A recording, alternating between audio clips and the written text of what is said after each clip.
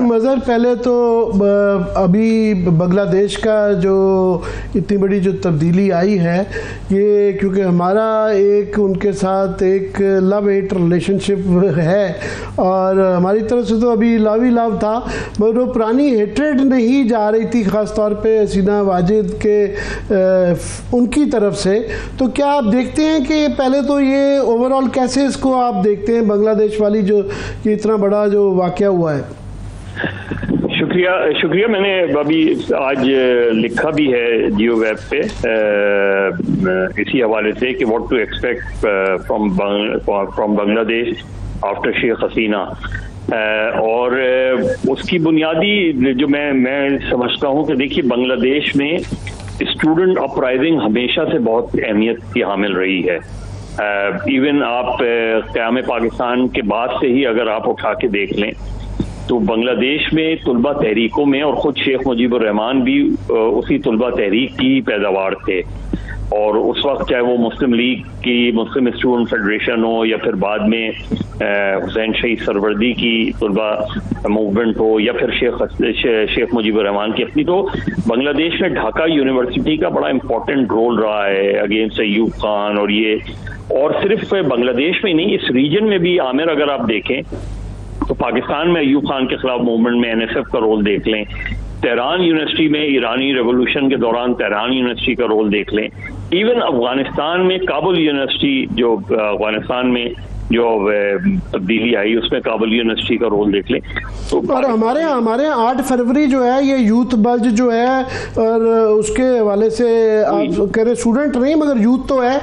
हाँ यूथ तो है, लेकिन मैंने कहा कि पाकिस्तान में तो इसी वजह से बहुत पहले से पाकिस्तान में तुलबा तहरीक को दबाया गया,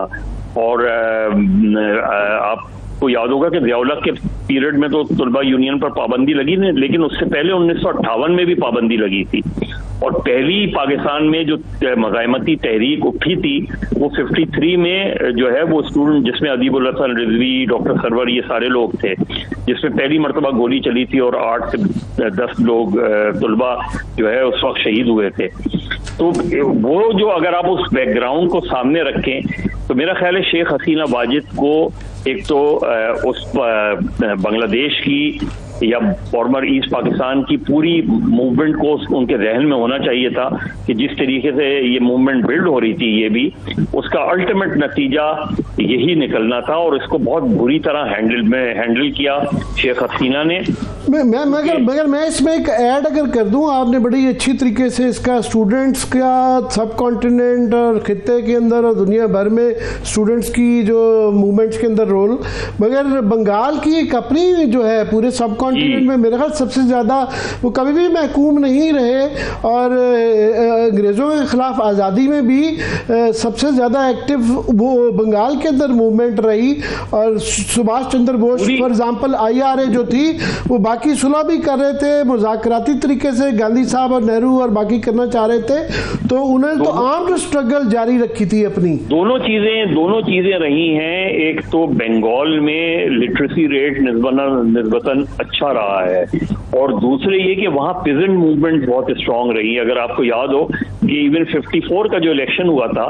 उसमें लेफ्ट की जेक्टो फ्रंट ने मुस्लिम लीग का सफाया कर दिया था वेस्ट पाकिस्तान में, और उसकी वजह से वो असेंबली तोड़ दी गई बजाय इसके कि उनको रिस्पेक्ट दी जाती, उस मैंडेट को रिस्पेक्ट दी जाती। तो मैंडेट की रिस्पेक्ट जो है पाकिस्तान में, चाहे वो 54 हो या 2024 हो और या इसके बीच में जो भी इलेक्शंस अगर आप उठा के देख लें, तो बदकिस्मती से पाकिस्तान में, तो हम अगर इससे रिलेट करें तो बांग्लादेश में एक तो रेवोल्यूशन होता है, रेवोल्यूशन का सबसे बड़ा चैलेंज ये होता है, और ये मैंने लिखा भी है कि रेवोल्यूशन चेंज ऑफ रूलर हो या चेंज ऑफ सिस्टम हो, उसका सबसे बड़ा चैलेंज ये होता है कि क्या आप इसको सस्टेन कर सकते हैं, और यही तब्दीली। और ये जुमला कहा जाता है कि रेवोल्यूशन अपने आप को ही कहा जाता है, अगर उसको आप कंट्रोल ना कर पाए और उसको सही तरीके से चैनलाइज ना कर पाए, यही सबसे बड़ा चैलेंज। अब तो शेख हसीना चली गई, उनकी गवर्नमेंट खत्म हो गई, उनकी अपनी गलतियां, क्योंकि ब्रूटैलिटी की इंतहा कर दी थी उन्होंने, अथॉरिटेरियन रूल्स कायम कर दिया था, लेकिन अब और शेख हसीना वाजिद बांग्लादेश को हम किस तरह देखेंगे? डॉक्टर यूनुस जाहिर है वो एक बहुत ही काबिल आदमी है, नोबेल प्राइज वो हैं, और उसके अलावा खालिदा जिया जिनको बंद कर दिया गया था, उनका रोल बनेगा। तो असल में अब जो चैलेंज होगा पूरी बांग्लादेश के न्यूज सिस्टम का, वो चैलेंज यही होगा कि एक तो ये कि डेमोक्रेसी को किस तरह उसका डेमोक्रेसी का रिवाइवल हो,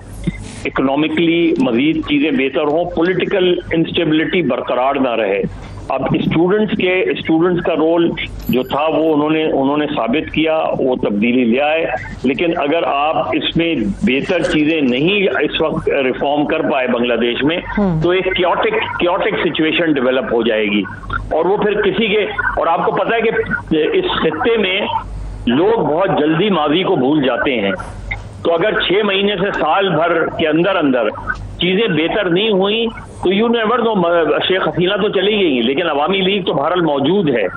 और अवामी लीग का रिवाइवल भी हो सकता है। ऐसा नहीं होता कि चीजें खत्म हो जाएं तो उसके साथ वो पार्टी भी खत्म हो जाएगी, सब कुछ। तो ये जो इस वक्त जो लोग तब्दीली लेकर आए हैं, उनका इस वक्त सबसे बड़ा चैलेंज ये होगा कि इस पूरी चीज को जिसकी वजह से वो चेंज लाए हैं, इसका रिवाइवल कैसे हो, सस्टेनेबिलिटी कैसे हो, डेमोक्रेसी मजबूत कैसे हो, क्योंकि बांग्लादेश में अपराइजिंग हर चंद साल बाद हमें नजर आती है। अगर हम माजी में देखें तो देखना यह है कि पोस्ट शेख हसीना वाजिद बांग्लादेश हमें किस तरह का नजर आता है, ज्यादा स्ट्रॉन्ग नजर आता है। मजर अभी तो काफी सवाल होंगे,